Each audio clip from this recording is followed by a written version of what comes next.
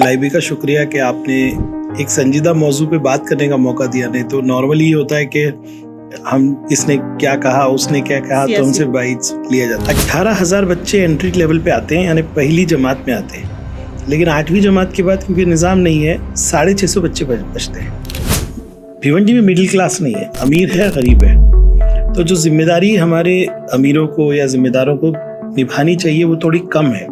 आप last institute बताइए ना, कब बना? KMES बना, सलाउद्दीन बना, अमजदिया बना, साफिया बने, लेकिन और इदारों की ज़रूरत है और कोशिशों की ज़रूरत है। ये शऊर जो है हमारा वो अभी उतना मैच्योर नहीं है।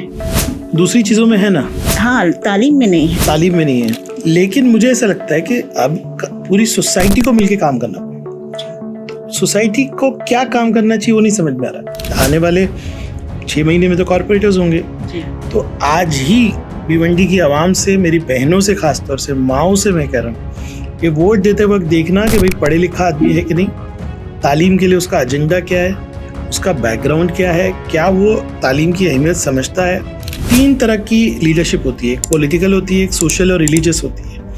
मैं शहर में ये तीनों तरह की लीडरशिप को ग्रूम करने की कोशिश कर रहा हूँ। एक आदमी को IAS बनाना है और एक को डॉक्टर बनाना है, उसके लिए काम नहीं करूँगा मैं। जो हमारे गरीब 25-30 हज़ार बच्चे हैं, जो हमारी माएँ जिनके लिए इतनी दुआएं कर रही हैं, इतनी सफ़र कर रही हैं, वो परिवार जो बहुत कमज़ोर है, उन बच्चों को कैसे हम लोग स्किल देकर 40-50 हज़ार रुपये कमाने के लायक बनाएं, वो हमारा टारगेट है। बहुत सारे लोगों को गलतफहमी है कि मेडिकल कॉलेज गवर्नमेंट खोलता है, गवर्नमेंट नहीं खोलता।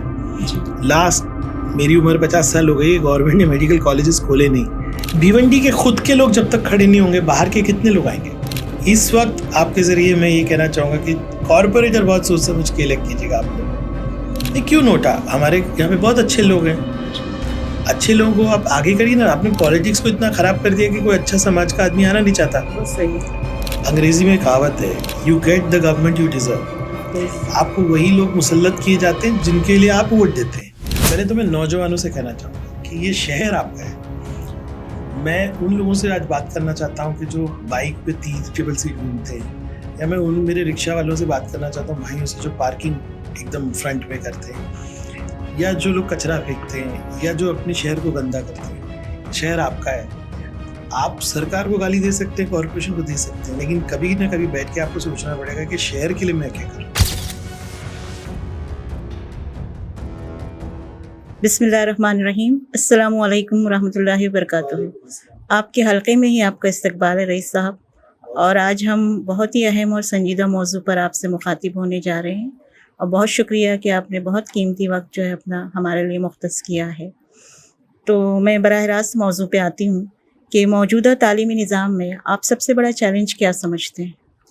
सबसे पहले तो आपका और LIB का शुक्रिया कि आपने एक संजीदा मौजू पे बात करने का मौका दिया। नहीं तो नॉर्मली ये होता है कि हम इसने क्या कहा उसने क्या कहा तो हमसे बाइट्स लिया जाता है। पर तालीम में बहुत मेहनत करने की ज़रूरत है भिवंडी में। अगर तालीम को आप देखें तो प्राइमरी, सेकेंडरी, फिर हायर एजुकेशन, हमारा प्राइमरी का ही निज़ाम ठीक नहीं है। जहाँ बच्चे एंट्री लेवल पे आते हैं, और मैं ख़ास तौर से गवर्नमेंट स्कूल्स की बात कर रहा हूँ। आज गवर्नमेंट स्कूल्स में 18 से 20 हज़ार बच्चे पढ़ रहे हैं।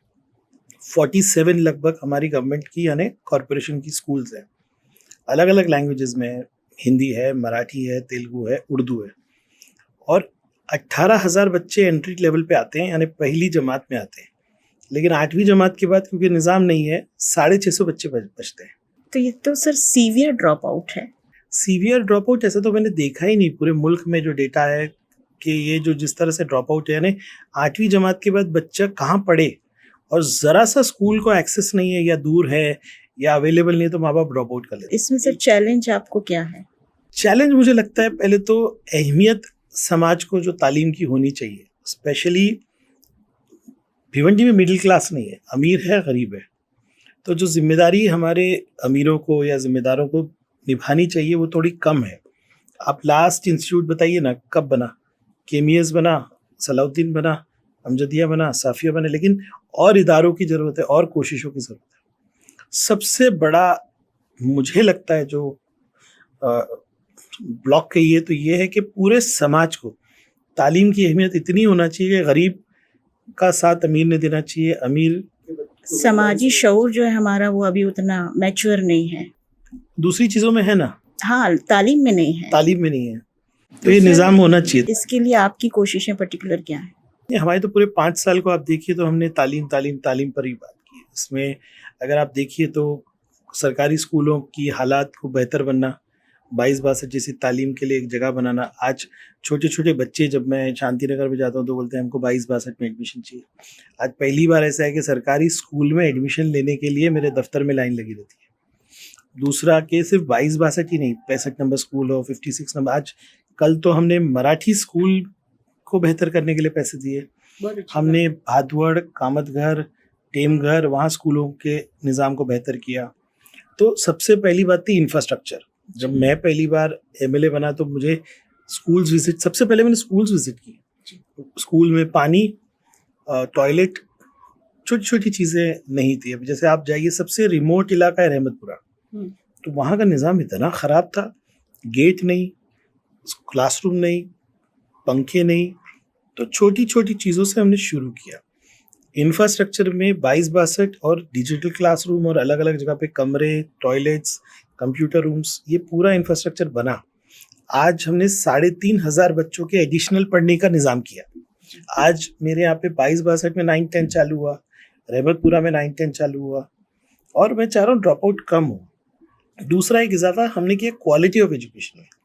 अभी आपने देखा होगा एस्ट्रोनॉमी सेंटर खड़ा हो गया है, तो ये इंटरवेंशंस हम कर रहे हैं। दूसरा जो हमने किया, एक प्रोग्राम आप देखते हैं जश्न तालीम होता है, बच्चों के लिए अवार्ड्स के प्रोग्राम होते हैं। अभी आज यहाँ से जाके हमारा फंक्शन होगा कि 95,000 लॉन्ग बुक तमाम बच्चों को डिस्ट्रीब्यूट होगा। तो ये अलग अलग इंटरवेंशन है, लेकिन मुझे ऐसा लगता है कि अब पूरी सोसाइटी को मिलके काम करना पड़ेगा। तो सोसाइटी को क्या काम करना चाहिए वो नहीं समझ में आ रहा। मीटिंग्स ले लेते हैं, तकरीरें हो जाती है, लेकिन जो जिम्मेदारी से स्ट्रक्चर्ड वे में काम करना है वो नहीं हो पा रहा है, लेकिन होगा इंशाल्लाह। अभी सर विधानसभा का मानसून इजलास जो है बड़ा गहमा गहमी का रहा है और उसमें बड़ी बातें हुई एजुकेशनल पॉइंट ऑफ व्यू से, लेकिन हम सब देख रहे हैं, जो ऑब्जर्वेशन जो है वो ये है कि जो वैकेंसीज़ हैं, चाहे वो टीचिंग स्टाफ की हों चाहे नॉन टीचिंग की हों, जब तक वो फिल नहीं होंगी तो क्वालिटी ऑफ एजुकेशन जो है इंफ्रास्ट्रक्चर के बावजूद अधूरा रहेगा ना। देखिए, मैं भिवंडी निज़ामपुरा, ये हल्के का जो मेरा हल्का है उसकी बात कर सकता हूँ। अभी 45 टीचर्स हमने रिक्रूट किया और रोस्टर के हिसाब से अभी भिवंडी निज़ामपुरा महानगर पालिका में टीचर्स की वैकेंसी नहीं है। हमने सब पोर्टल पे डाल दी है। अच्छी खबर आपने दी है। रिक्रूटमेंट प्रोसेस की आप कमी कहाँ है मैं बता रहा हूँ। 9th और 10th जो हमने शुरू की, वहाँ पे टीचर्स की कमी पर मैंने कल कमिश्नर से बात की है, उसका भी सोल्यूशन हम निकाल रहे हैं। तो प्रॉब्लम अब जो है क्वालिटी ऑफ एजुकेशन को इम्प्रूव करने में है। असातिज़ा, कोई ऐसा क्लासरूम नहीं है जहाँ पे टीचर्स नहीं है, मतलब ऐसा मैंने नहीं देखा। मुझे खबर मिली कि सिवाय रहमतपुरा के 9th स्टैंडर्ड की हर जगह पे जो है टीचर्स है और तालीम का निज़ाम है, बरकरार है, लेकिन उसको बहुत इम्प्रूव करने की ज़रूरत है। और जो सर आपने कहा कि आप अपने हल्के की बात कर रहे हैं, लेकिन बहुत सारी स्कूलें भिवंडी में हम भी जानते हैं कि जो उसको ज़रूरत है रिहैब की कहिए, रिफॉर्म की कहिए, तो वहाँ पर किस तरह से फिर ये काम हो सकेगा?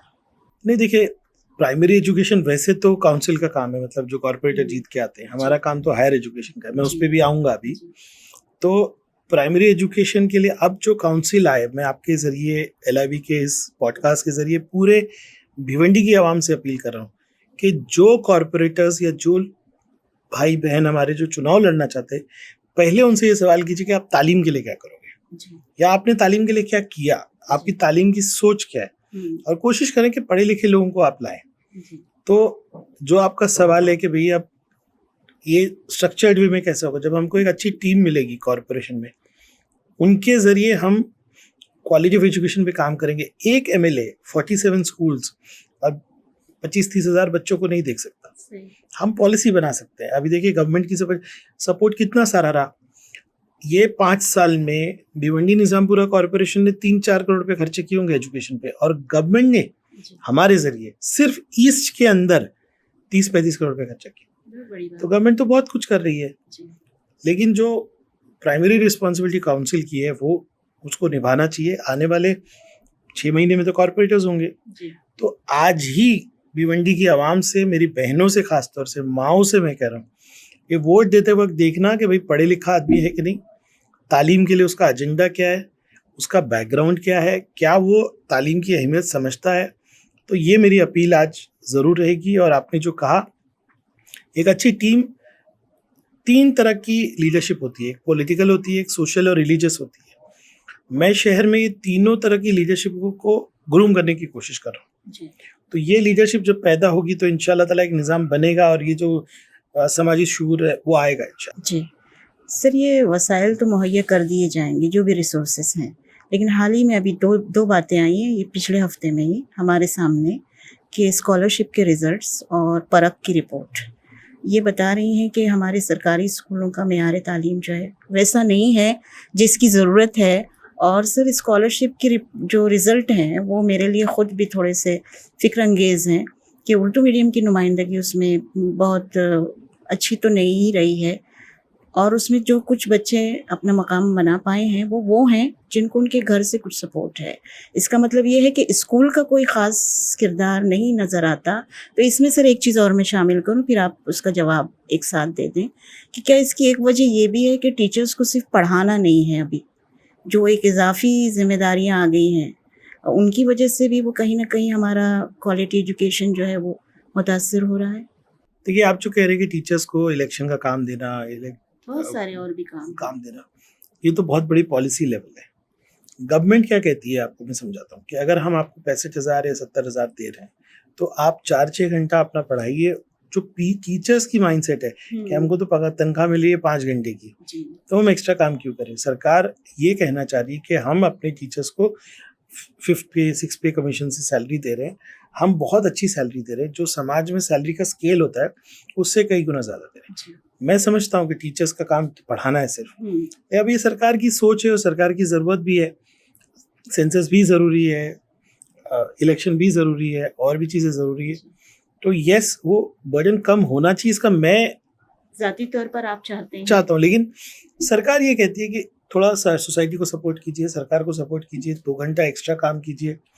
मैं जानता हूँ टीचर्स कहते हैं हमारा तो भाई 7 से 2 बजे तक का काम है, हम कैसे करें वगैरह, पर उस कॉन्फ्लिक्ट की वजह से पढ़ाई सफर नहीं होना चाहिए। वो टीचर्स और सरकार के बीच में चलता रहे, पर टीचर तो कुर्बानी का नाम है, टीचर तो बोलते ना सब बोझ लेने वाले का नाम है। तो टीचर्स को ये एक्सक्यूज नहीं बनाना चाहिए कि तालीम का मेयार इसलिए कम हो रहा है कि हम एक्स्ट्रा काम कर रहे हैं। वो मेंटल ब्लॉक टीचर्स का है।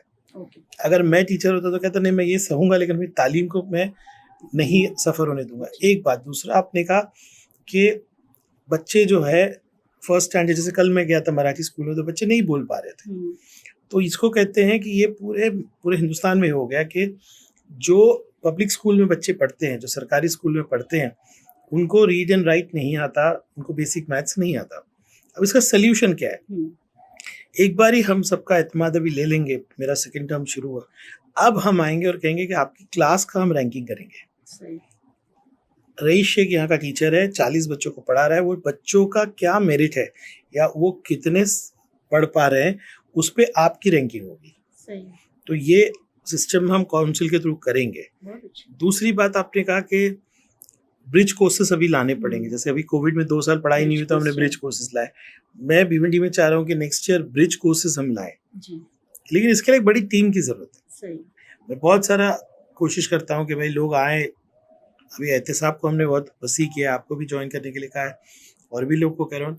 तो हम अपनी काम डिवाइड करेंगे। जैसे अभी हम मिशन मेरिट ला रहे हैं कि जो 9th-10th के बच्चे उनको एक्स्ट्रा कोचिंग दे, वैसे ही ड्रॉप आउट के लिए एक टीम होना चाहिए, वैसे ही ब्रिज कोर्सेज के लिए एक टीम होना चाहिए।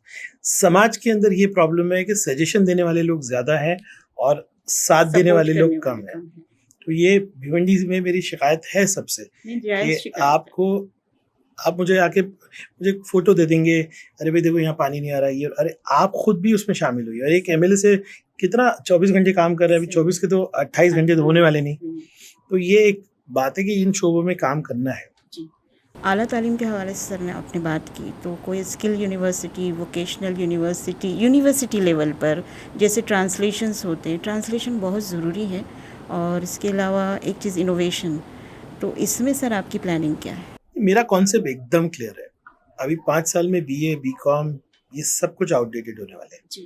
ये फार्मेसी करना और B.Ed D.Ed करना फ्यूचर स्किल है। और मैं एक आदमी को IAS बनाना है और एक को डॉक्टर बनाना है उसके लिए काम नहीं करूँगा। मैं जो हमारे गरीब 25-30 हज़ार बच्चे हैं, जो हमारी माएँ जिनके लिए इतनी दुआएं कर रही हैं, इतनी सफ़र कर रही हैं, वो परिवार जो बहुत कमज़ोर है, उन बच्चों को कैसे हम लोग स्किल देकर 40-50 हज़ार रुपये कमाने के लायक बनाए, वो हमारा टारगेट है।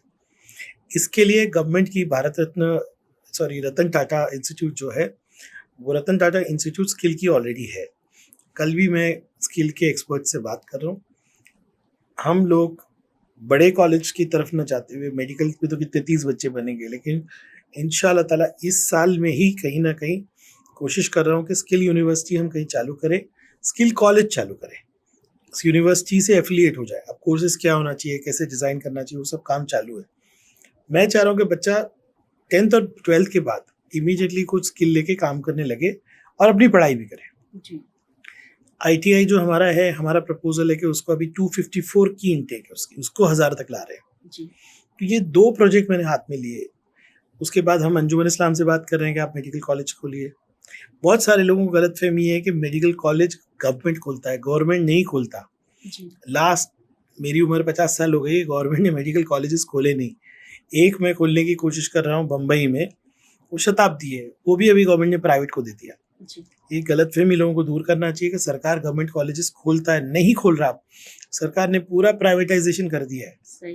अब वो हम लड़ाई लड़ रहे हैं। अभी मेरी कल ही BSc में डिसाइड हुआ है कि आधा घंटा चर्चा सिर्फ एजुकेशन के, हायर एजुकेशन पे हो। जी। तो ये 2 प्रोजेक्ट हमने लिया है, स्किल यूनिवर्सिटी से अफिलिएट होकर स्किल कॉलेज। दूसरा, कम से कम हम जो है इतनी फैसिलिटी करें कि लोग हायर एजुकेशन में जाएं। जी। दूसरा एक अच्छा काम हो रहा है कि बहुत ज़्यादा हम ट्रांसपोर्ट पे काम कर रहे हैं कि बच्चे अगर कोई स्पेशलाइज कोर्स करना चाहते हैं तो उनको इजीली वो कॉलेज पहुंच पाए। सही।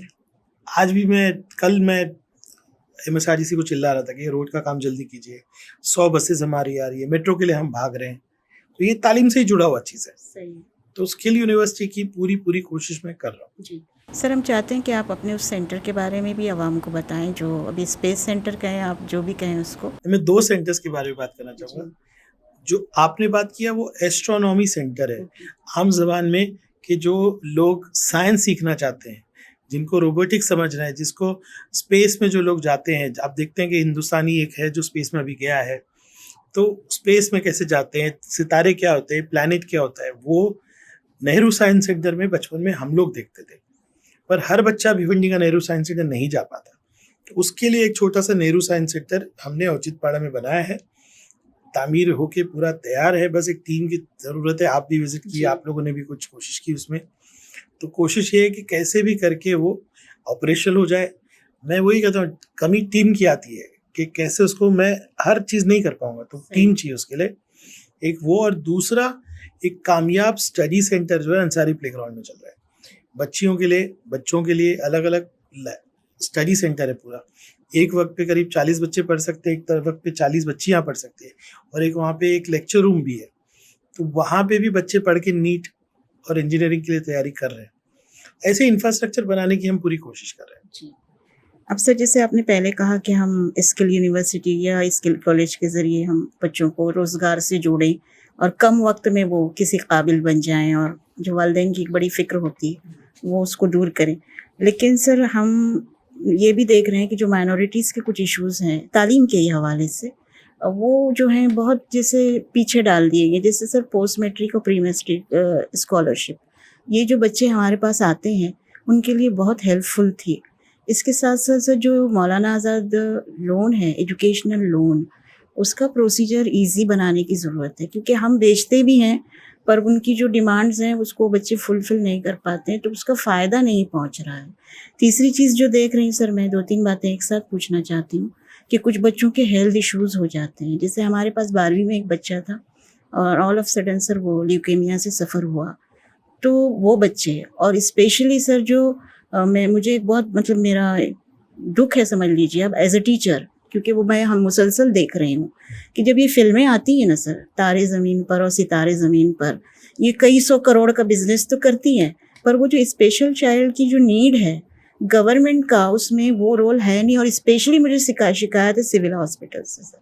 बच्चे जाते हैं सर, उनको वो सर्टिफिकेट देते ही नहीं है। जब तक सिविल सर्जन सर्टिफिकेट नहीं देगा आप क्वालिफाई नहीं होते हैं सर। हियरिंग एड बहुत मामूली चीज़ है, साल भर लगाते हैं आप एक बच्चे को हियरिंग एड नहीं प्रोवाइड कर पाते हैं।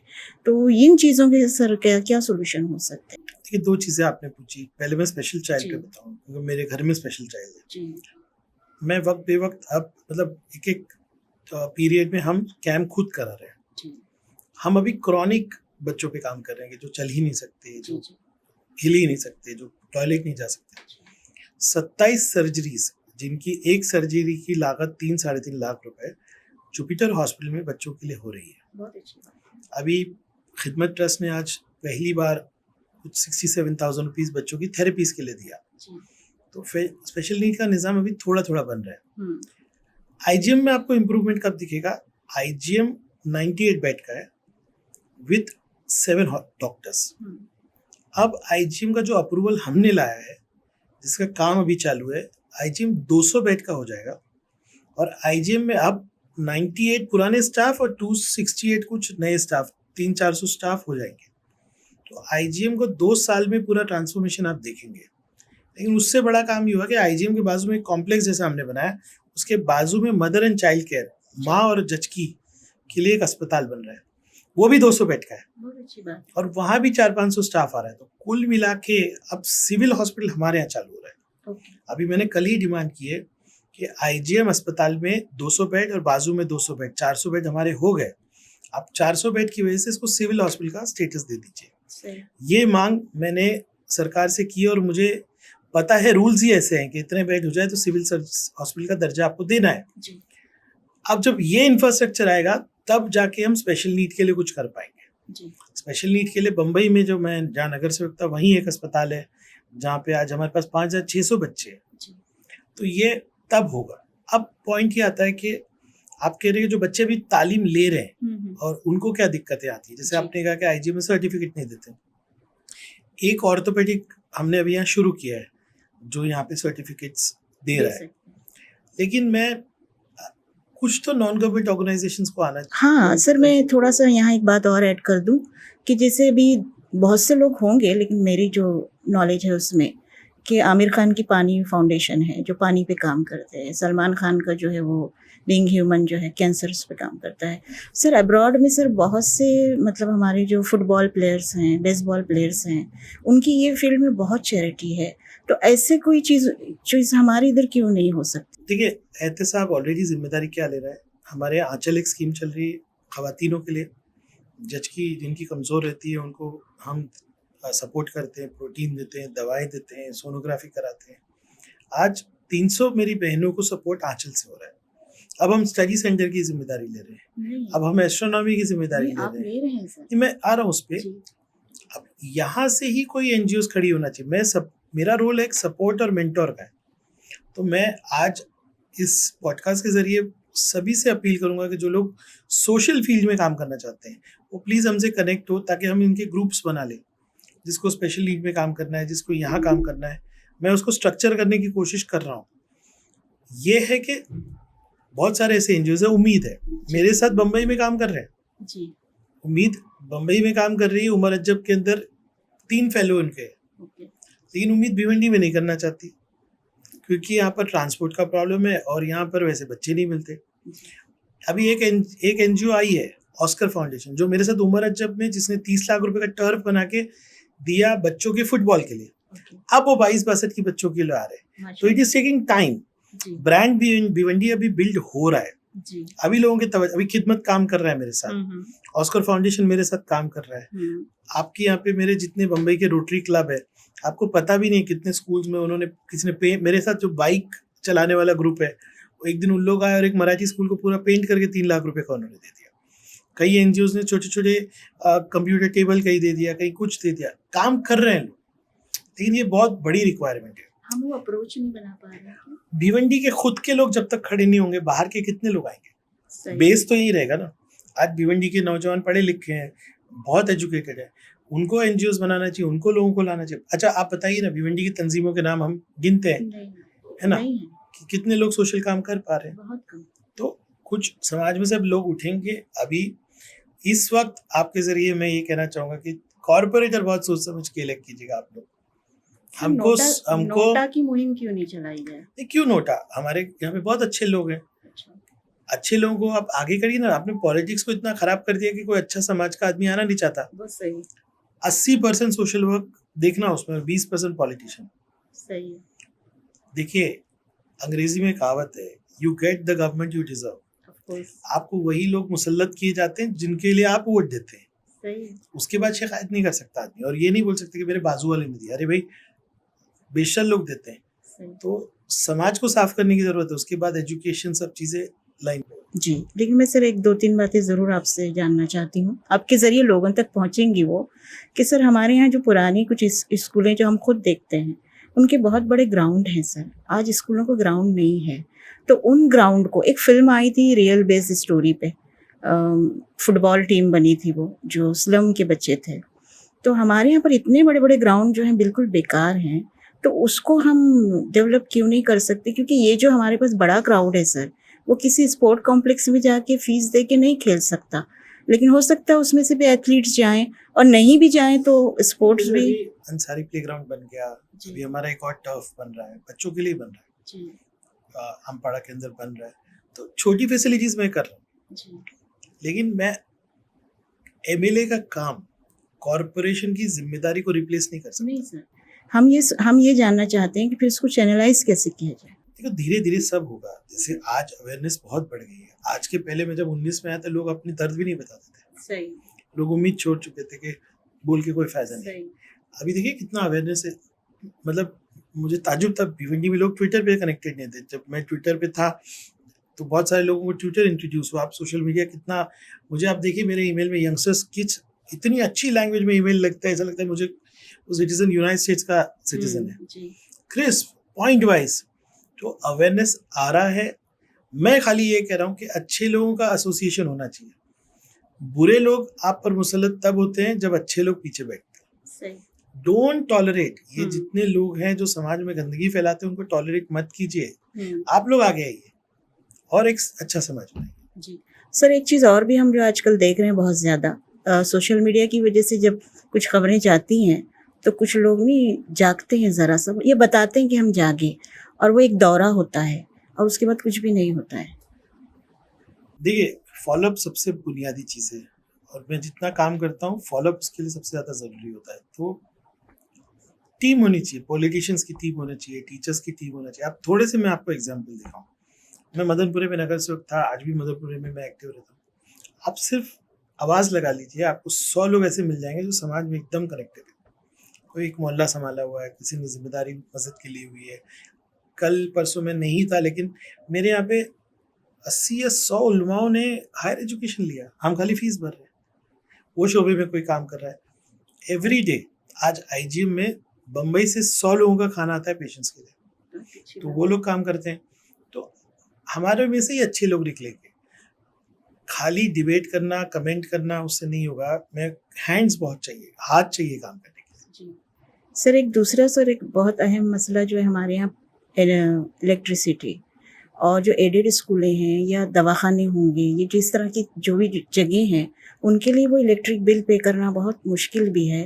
तो क्या हम ग्रीन एनर्जी का कोई प्रोजेक्ट इसके लिए नहीं कर सकते? ग्रीन एनर्जी फीजिबल नहीं है, मैं आपको ओपनली कहता हूँ। ग्रीन एनर्जी कहाँ फीजिबल है? जहाँ आपका स्ट्रक्चर जो है ना उतनी वजन ले सकता है। हमारे सारे स्ट्रक्चर्स वीक है। ग्रीन एनर्जी के लिए पहले आपको इन्वेस्टमेंट करना पड़ता है। कंपनी है आपके घर पे आके छत पे पूरी सोलर सेल लगा के जाएंगे। वो सर छत घर पर लगाएंगी, मैं इंस्टीट्यूट की बात कर रही हूँ। इंस्टीट्यूट भी लगा सकते हैं। इधर आपको पहल कर देते हैं कंपनीज जो आएंगे, बोलेंगे भैया आपका बिल 1 लाख रुपए आता है, आप जो है हम ग्रीन लगा देंगे, आप हमको 40,000 रुपये पर मंथ दे दीजिए। कंपनीज है ऐसे। ये अवेयरनेस नहीं है। अवेयरनेस नहीं। गूगल आप अभी करेंगे, आपको पता चलेगा ग्रीन एनर्जी में कौन कौन काम कर रहा है। ये कैसा है, आपको इनिशिएटिव खुद इंस्टीट्यूट को लेना है। वो लोग क्या करते हैं, पूरे छत पे आके सोलर लगाते हैं। इन्वेस्टमेंट समझो 1 करोड़ रुपए का। वो कहते हैं कि आप हमको 20 लाख अभी दीजिए, बाद में हम आपको मंथली दीजिए, जितना आपका बिल कम होगा उतना हमको दे देंगे। There are people who do it. अभी सर इत्तेफाक कहिए आप, ये जो भी कुछ आपने जो पहली स्कूल अडॉप्ट की है वो लड़कियों की है, तो ये एक इत्तेफाक है या वाकई में आप पहले लड़कियों की कोई मदद के लिए संजीदा थे?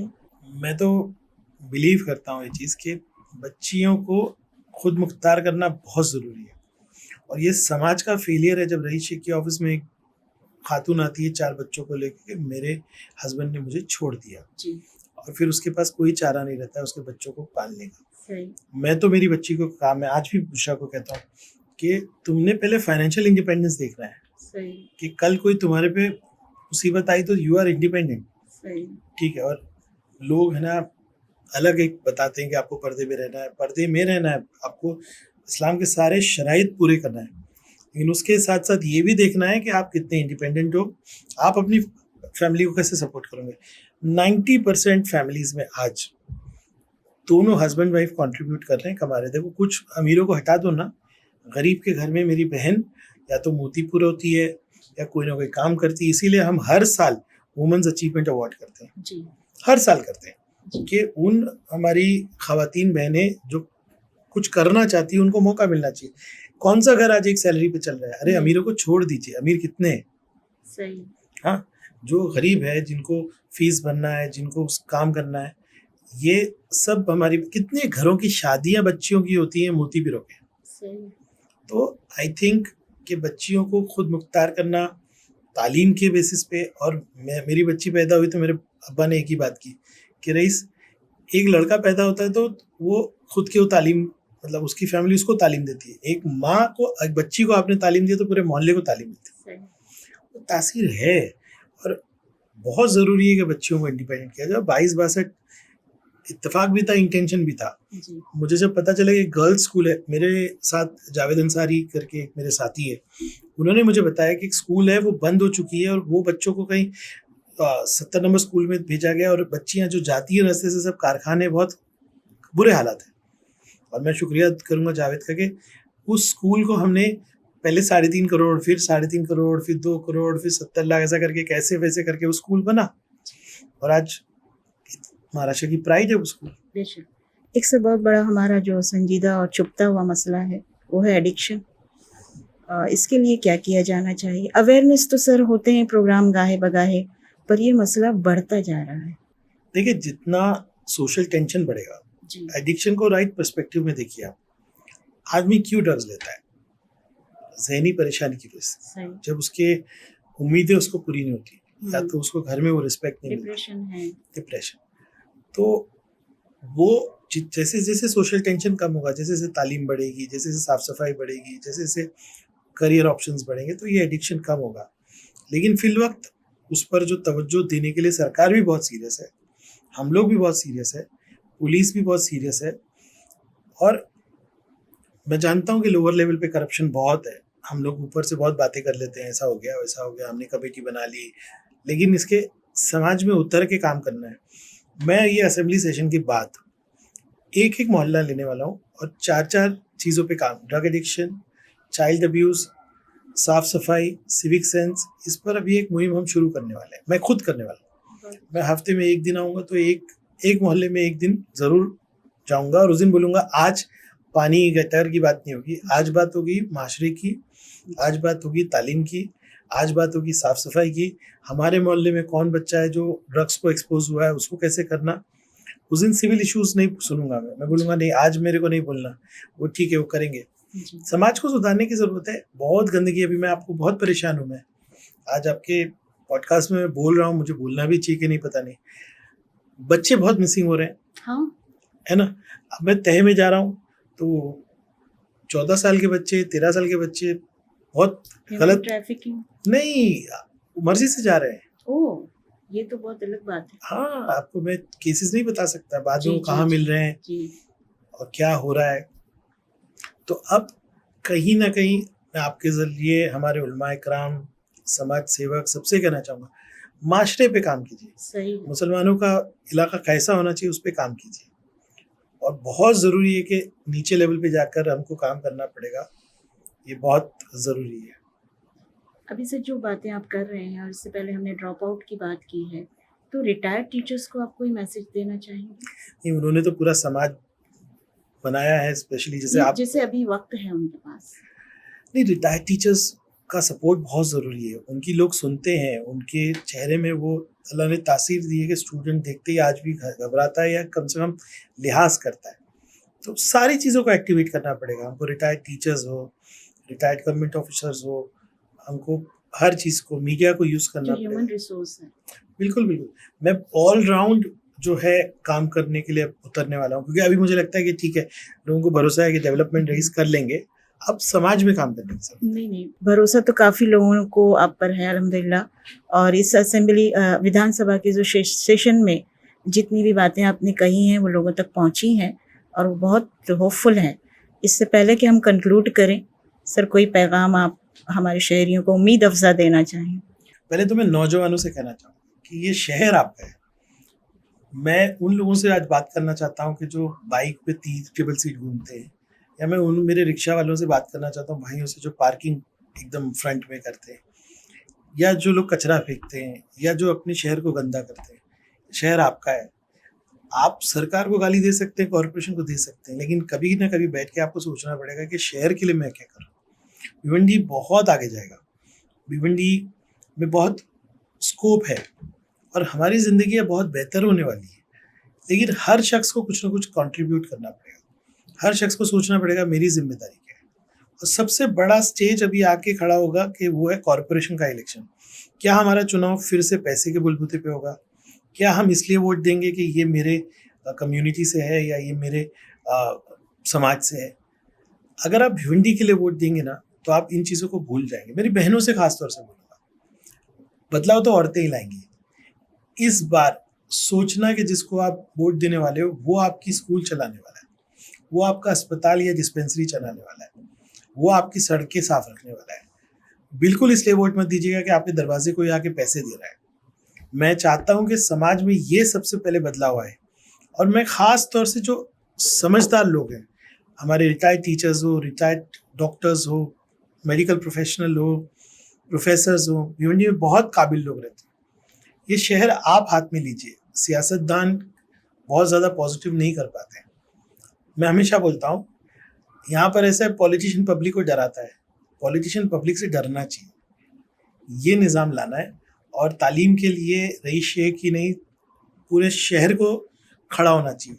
हमारी स्कूलें थोड़ी थोड़ी बेहतर हो रही हैं। आपके बगल में, आपके मोहल्ले में कोई बच्चा है जो तालीम में आगे जाना चाहता है, उसको अगर फीस की ज़रूरत है, उसको कोई सपोर्ट की ज़रूरत है, तो आप खड़े होइए। ये आपका दीन भी यही कहता है, इंसानियत भी यही कहती है। शहर बदल तो रहा है, लेकिन बहुत बदलने की ज़रूरत है। कम से कम आज मैं जब जाता हूँ तो लोग भिवंडी के बारे में बहुत पॉजिटिव बातें कर रहे हैं, करेंगे। और आसपास भी एक और पॉडकास्ट में करूँगा जहाँ मैं बताऊँगा कि गवर्नमेंट अभी पॉलिसी में क्या तब्दीली ला रही है। आपके ज़रिए सभी भिवंडी के वासियों को, हर मेरे भाई बहन को, किसी भी मज़हब के अगर आप हैं, मेरी एक अपील है, इस शहर को अपना समझिए, अच्छाई की तरफ जाइए और बुराई को ख़त्म कीजिए। बहुत काम करने की ज़रूरत है, बहुत से मसाइल है हमारे शहर के, लेकिन अगर तालीम पे इन्वेस्ट करेंगे, तालीम पे तवज्जो देंगे तो शहर बदल जाएगा। और मुझे उम्मीद है कि आने वाला मुस्तकबिल भिवंडी का बहुत खूबसूरत है। सर, ये लोकसभा इलेक्शन में डिक्लेयर्ड है गवर्नमेंट की तरफ से कि जो फीमेल वोटिंग हुई है, दुनिया में हाईएस्ट फीमेल वोटिंग है। जैसे आपने कहा कि मुआशरा बदलने की ताकत जो है वो हमारी महिलाएं, ख़वातीन जो भी कहीं रखती हैं, तो उनके लिए भी कुछ स्पेशल, फिर कुछ उनकी भी फलाह बहबूद के काम होने चाहिए। और एनवायरनमेंट भी सर हमारा इशू है, तो उसमें मैं एक चीज़ आपसे शेयर करना चाहती हूँ कि जो हमारा दीवान शाह का तालाब है, तकरीबन 450 साल पुराना, और लैंड माफिया उसको खा रहा है, तो वो मेरे लिए बहुत तकलीफ दे बात है। तो क्या हम उसको एक अच्छा सा एक स्पेस नहीं बना सकते जहाँ लोग रहने घूमने आएँ, और उसका कोई एक लाइब्रेरी हो जहाँ उसका हिस्ट्री हो? कुछ इस तरह का काम क्यों नहीं हो सकता? 2 सवाल थे। पहले तो आपने फीमेल रिप्रेजेंटेशन के बारे में कहा।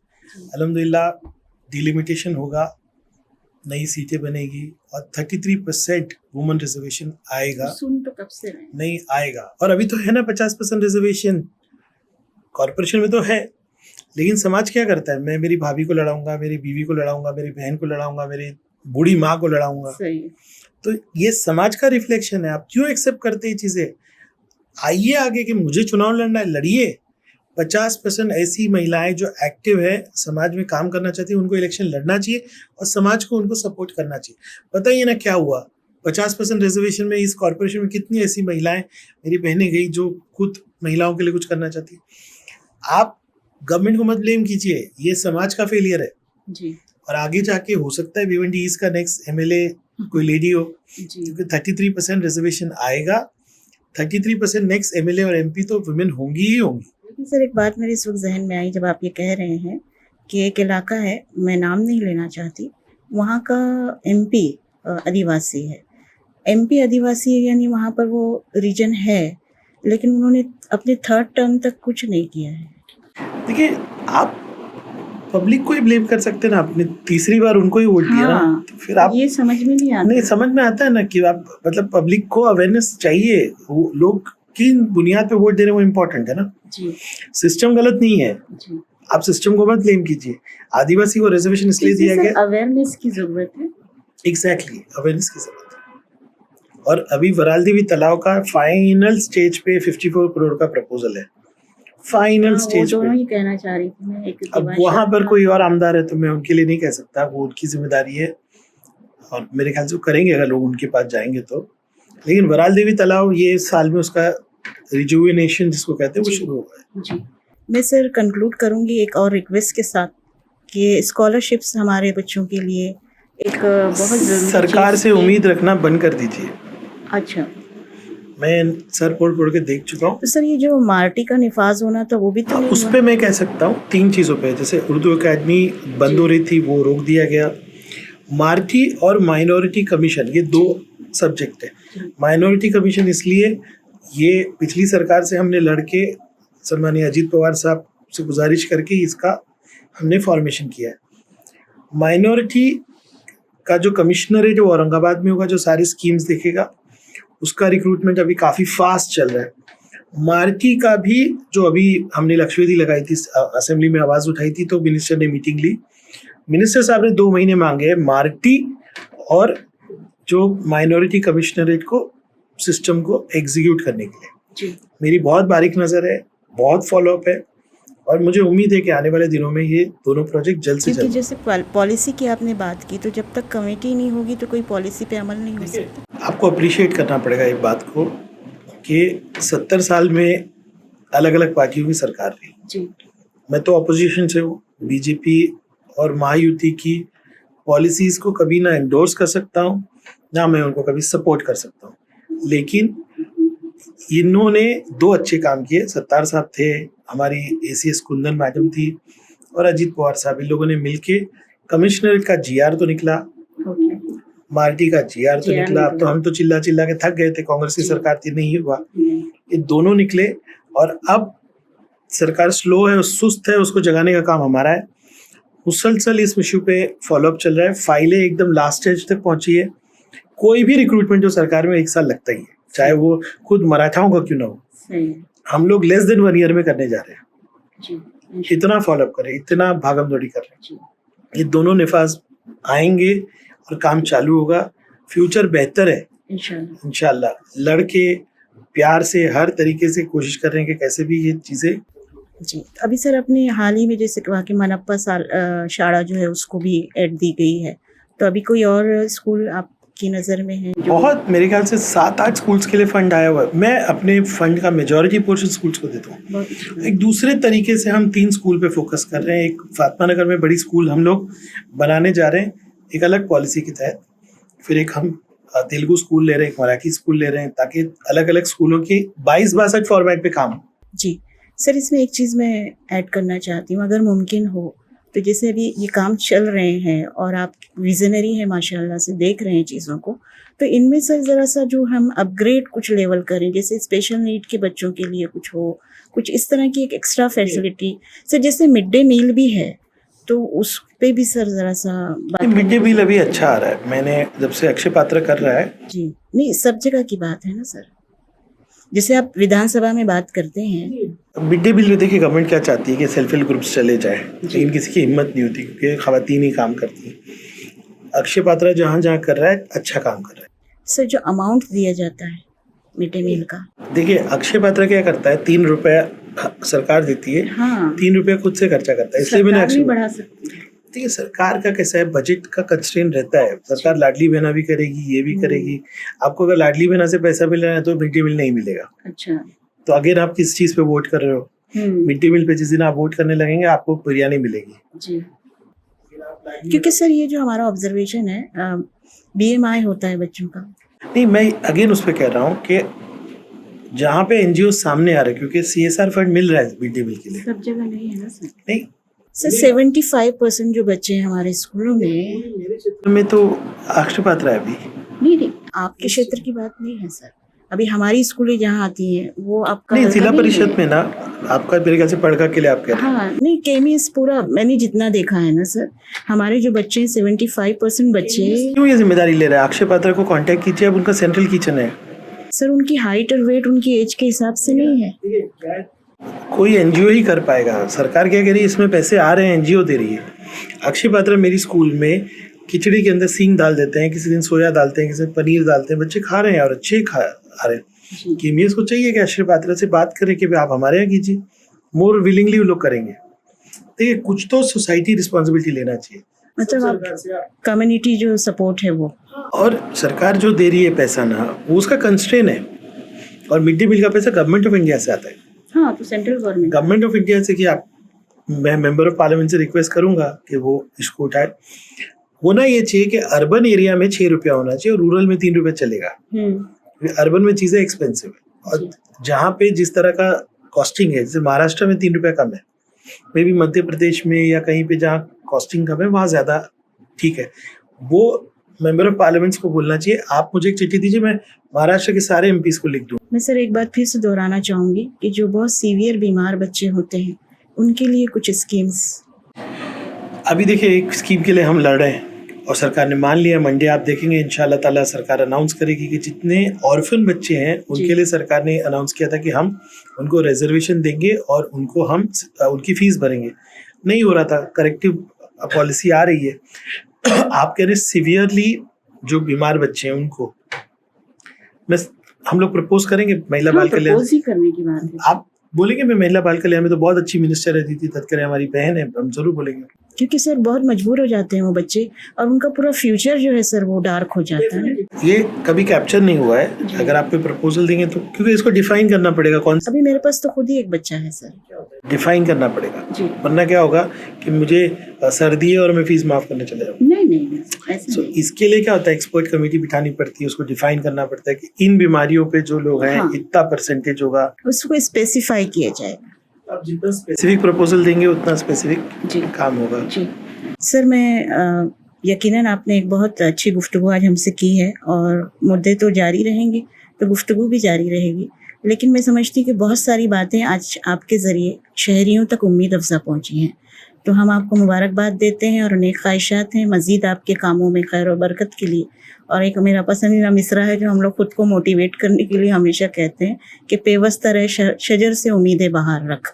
तो मायूसी कुफ्र है, हम भी एक अच्छी नीयत और पॉजिटिव सोच के साथ आगे बढ़ने की कोशिश करेंगे और अल्लाह आपके भी कामों में बेहतरी और कामयाबी। मैं सिर्फ चाहूँगा कि इस LIB के पॉडकास्ट में जो लोग ये सुन रहे हैं तो आपकी राय मशवरे दीजिए। पिछली बार हमने एक छोटा सा कंपटीशन किया था कि एजुकेशन में आपके सजेशंस क्या है। हाँ, बहुत पॉजिटिव बात है, हमको भी बहुत सारा फीडबैक मिलता है। सही है। और फिर कहीं ना कहीं हम उसको इम्प्लीमेंट करने की कोशिश करते हैं। तो जो लोग ये देख रहे हैं, भिवंडी के सारे यूथ स्पेशली, कि आप लोग इसको रिस्पॉन्ड करिए कि हम जो कर रहे हैं और उसको कैसे इम्प्रूव करें। और आपको मैं कह रहा हूँ इस पॉडकास्ट के जरिए से कि आपका एक्टिव पार्टिसिपेशन चाहिए। बेशक। तो हम उम्मीद करते हैं कि हमारे शहर को तालीमी मैदान में भी और आम लोगों की ज़िंदगी में कोई अच्छी तब्दीलियाँ ज़रूर देखने को मिलेंगी। इंशाल्लाह ज़रूर। शुक्रिया सर, बहुत बहुत शुक्रिया।